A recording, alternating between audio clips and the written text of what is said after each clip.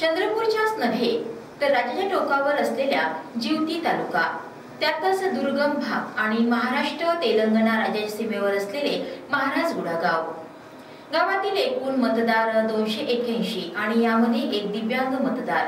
होय, या एका दिव्यांग व्यक्तीच्या मतदानासाठी निवडणूक यंत्रणा गावात पोहोचते आणि गृह मतदानाच्या माध्यमातून लोकशाहीसाठी अमूल्य असलेले मत नोंदवते। हीच लोकशाहीची खरी ताकद। सुदृढ लोकशाहीसाठी प्रत्येक मत महत्त्वाचे आहे।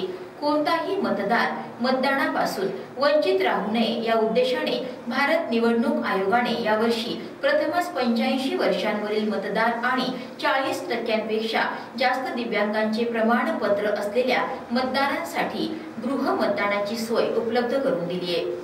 याच अनुषंगाने चंद्रपूर लोकसभा मतदार संघात जिल्हा निवडणूक अधिकारी आणि जिल्हाधिकारी विनय गौडा यांच्या मार्गदर्शनात 8 ते 14 एप्रिल या कालावधीत गृह मतदानाची प्रक्रिया पार पाडण्यात येत आहे।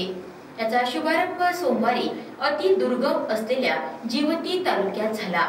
महाराष्ट्र आणि तेलंगणा राज्याच्या सीमेवर असलेल्या महाराजगुडा येथील सुरेखा तुकाराम राठोड वय वर्ष 40 या एकमेव दिव्यांग असलेल्या महिलेने गृह मतदानाची इच्छा व्यक्त केली होती। त्यानुसार प्रशासनाने त्यांच्याकडून नमुना पारा डी भरून घेतला।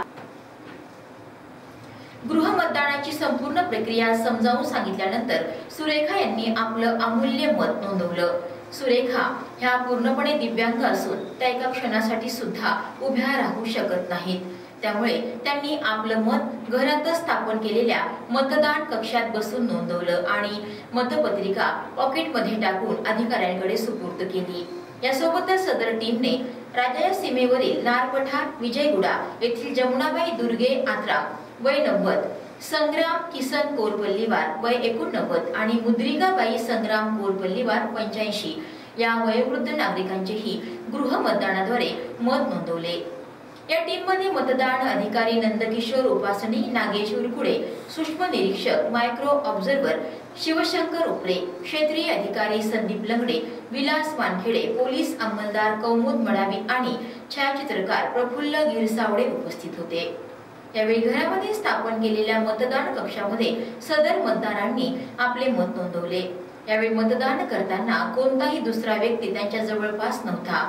मतपत्रिका घडी केल्यानंतर सदर मतपत्रिका छोट्या पॉकेटमध्ये आणि नंतर मोठ्या पॉकेटमध्ये टाकून मतपेटीत जमा करण्यात आली।